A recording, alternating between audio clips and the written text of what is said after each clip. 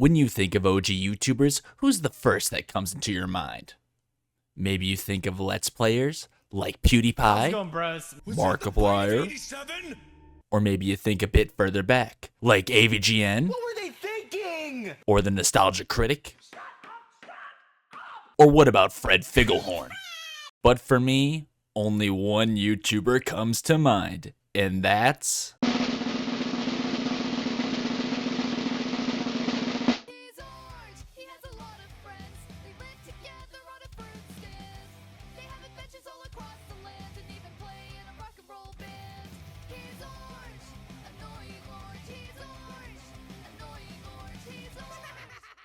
If you somehow don't know about the peak YouTuber known as Annoying Orange, let me give you a brief breakdown. Basically, Annoying Orange is a classic YouTube channel created by Dane Bodigheimer. I probably mispronounced that. The web series revolves around a literal Annoying Orange and his fruity friends. The typical Annoying Orange episode from back in the day usually revolved around a new fruit or vegetable being brought into the kitchen, then Orange and this new produce would have some witty back and forth banter. Hey, Plumpkin! It's Pumpkin. Hey! Hey, Plumpkin! What? How'd you get so plump? Hey, Plumpkin! Want to see a trick? Not really. And as a kid, I was absolutely obsessed with Annoying Orange. I had my Annoying Orange sneakers, my Annoying Orange backpack, my Annoying Orange plushies. I had an Annoying Orange themed birthday party that no one came to. And every day, I would come home from school and watch Annoying Orange videos I've already seen countless times. I was severely bullied as a kid. So you better believe when I found out that Annoying Orange was getting his own show on Cartoon Network, my favorite channel to watch, I was ecstatic. Move over, Adventure Time and regular show. It's time for the king to take his throne. And I watched that Annoying Orange premiere timer tick down slowly day by day, just waiting for this peak to drop. And it finally released, and it was loved by everyone. And yeah, I'd probably consider it to be one of Cartoon Network's most underrated shows with how little Cartoon Network ever talks about it. So now, I thought it'd be fun to look back and educate those on the masterpiece that was the High Fructose Adventures of Annoying Orange. Also, a quick side note, the Annoying Orange show has 2 seasons totaling up to 60 episodes. That means Annoying Orange has the same amount of episodes as Generator Rex and 40 episodes more than Symbionic Titan. Isn't Cartoon Network just great? Now let me introduce you to the iconic characters of this amazing show. We got the king himself, Annoying Orange. We got Orange's best friend, Pear. We got Passion Fruit, Orange's spicy love interest. We got... It's a midget apple.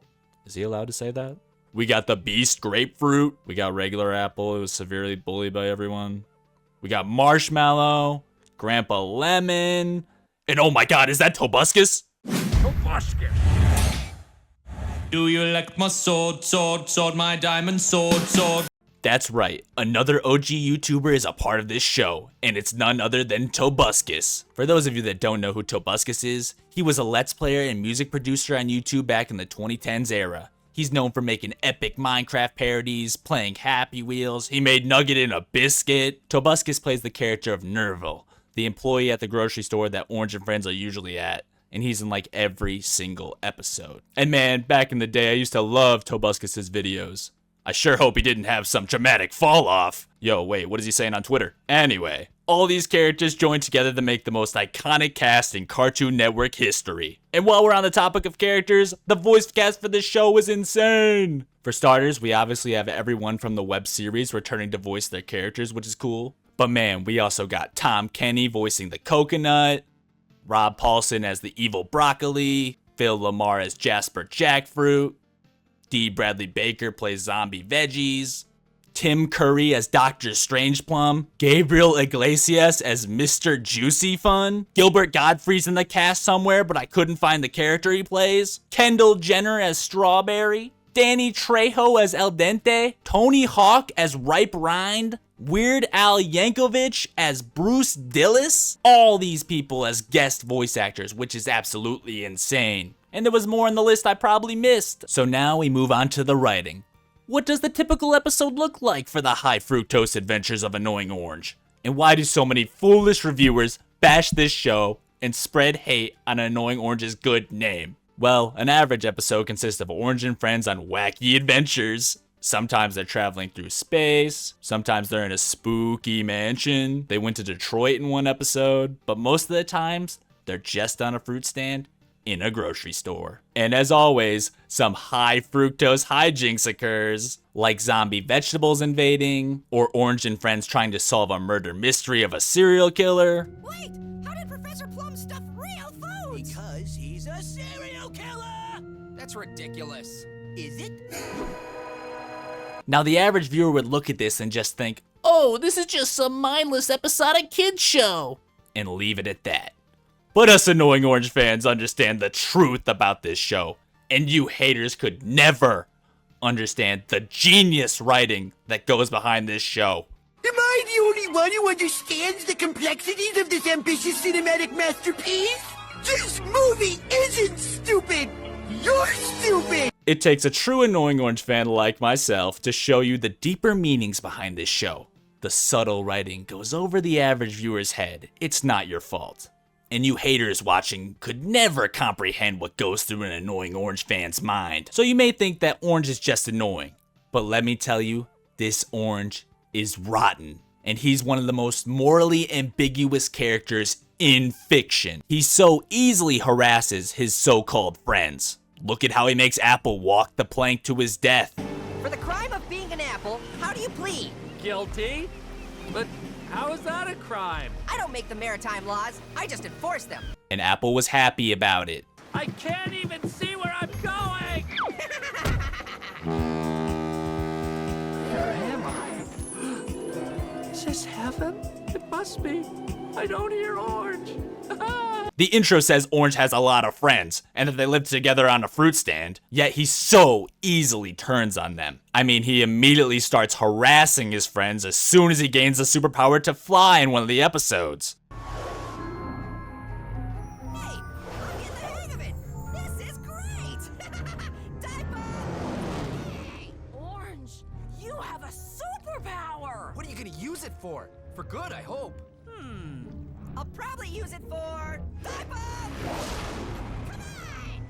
And not to mention, even Orange's ancestors were extremely discriminatory towards apples. That all fruits are created equal. Oh yeah, that's good. All fruits are created equal, except for apples. I don't get it. That's because you're an apple. Classic Orange. This is just barely scratching the surface too. His friends are no better, like Pear. Pear seems like the voice of reason, always trying to keep Orange on the straight and narrow. But look as he smiles wickedly as he watches Marshmallow's people burn to a crisp. Oh well, I guess we'll just sit back and enjoy the show. Also, Pear hates babies. Then the secret would be out that I hate babies. Yeah, no one would ever suspect it from old unassuming Pear, but it's true. I hate babies. I hate them. Not just because they're ugly either. I hate them as people. Marshmallow, possibly the most unhinged of the group, he needs to be locked up immediately. He forcibly tied up the corn people and made them watch as Tobuscus ate their family. Great idea, Orange. These corn chunks really hit the spot. What do you want to do about those guys? But granted, these corn peoples were like part of a cult sacrificing fruit to their god, who was also Tobuscus, but they didn't know. But that's beside the point. Grapefruit. What does this guy do as soon as he gets superpowers? Oh, he starts slaughtering innocent vegetables while laughing and making their friends watch. Dance, vegetables, dance!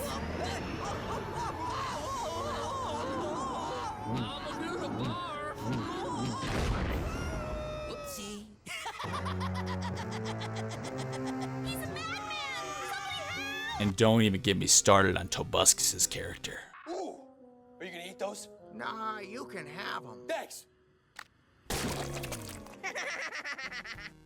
The show really makes the viewer think, who am I supposed to root for? Are Orange and friends truly the heroes of the story? It's hard to say, as there are heavy themes of produce classism within the show. There are straight up obnoxious, rich vegetables that ride around on yacht shopping carts and harass the low-priced produce. Clear the way, peasants. A higher class of produce need these aisleways. Aye, endive. Look how quaint these common fruit are.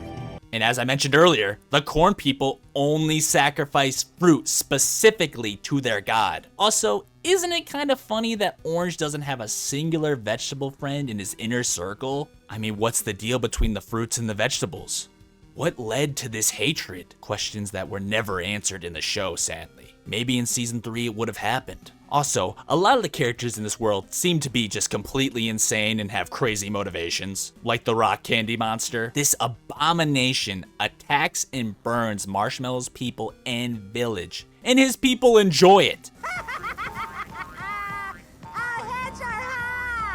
Stop enjoying your own demise. That's how we do. And why does the rock candy monster do this? Well, he has a tragic backstory in which, in the past, apparently people used rock candy instead of marshmallows in s'mores. But people would always hurt their teeth biting into these rock candy s'mores, so they replaced rock candy with marshmallows. The ingredient in s'mores was rock candy. People thought campfire desserts were ruined. Then Marshmallow stepped in and saved the day. So this guy's whole goal is to burn and slaughter every marshmallow so that his rock candy people can replace the marshmallows in s'mores. Basically, he is fighting for his race of people to be eaten. So how do Orange and friends stop this villain? They burn him alive in chocolate, of course. Hey, Big Rock Candy Monster, you're cooked.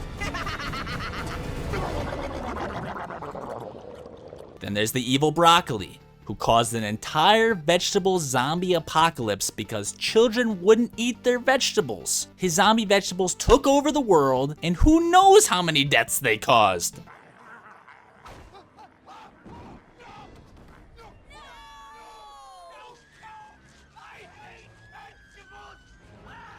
Then there's Dr. Strangeplum, who is a literal serial killer who kills his own fruit kind and turns them into statues. There are these blueberries whose sole purpose is to be used as ammo. They explode on contact, meaning they die doing this, and they're happy about it. They enjoy it. We're being included. Those guys have a great attitude. Last chance, snobs. Surrender now or risk capture. Then you'll be forced to wipe out my poop deck. Again with that phrasing. This further shows how complex the character writing in this show actually is. And it took a true annoying Orange fan like me to finally bring it to the light. No one else was brave enough to do it. So, final thoughts on what I think makes this show truly special. This show represents the old era of YouTube. Back when this show aired, it blew my mind seeing a YouTuber on cable television, much less an annoying Orange. I just think it's so funny how Annoying Orange had an actual TV show. And around the same time, Fred had one too. Two big YouTubers at the time, both with their own shows on separate channels. This is even better considering they had a crossover event a long time ago on YouTube itself. Hey, Orange! Did someone just put a chipmunk in a blender? I feel like this was subtle foreshadowing to how YouTubers would become extremely mainstream in today's media. I mean, back then it was rare for something like that to happen, but now you look at it, boom, PewDiePie's on South Park. Dan TDM is doing a voice cameo in Wreck-It Ralph 2. We do not talk about the other YouTuber cameo in this movie. KSI is hosting boxing tournaments for thousands of people. Logan Paul is just straight up in the WWE. How did this happen? And of course, the most iconic YouTuber cameo, Pro Jared being featured on Game Shakers. Everyone remembers and loves that show. Skywell. They made over $2 million with this game so far, and I totally get why. This game is addictive. Seriously, I even play it in the shower. Come on, go now, Wall. Eat the donut. Yes. Don't lose your bingo. Yeah. Skywell, I'm Pro Jared. But back to the main topic. If you're somehow still on the fence about the high fructose adventures of Annoying Orange, let me just show you one clip that will change your mind. One clip that will show you how deep, how funny, how utterly amazing this show is. Are you ready? Observe.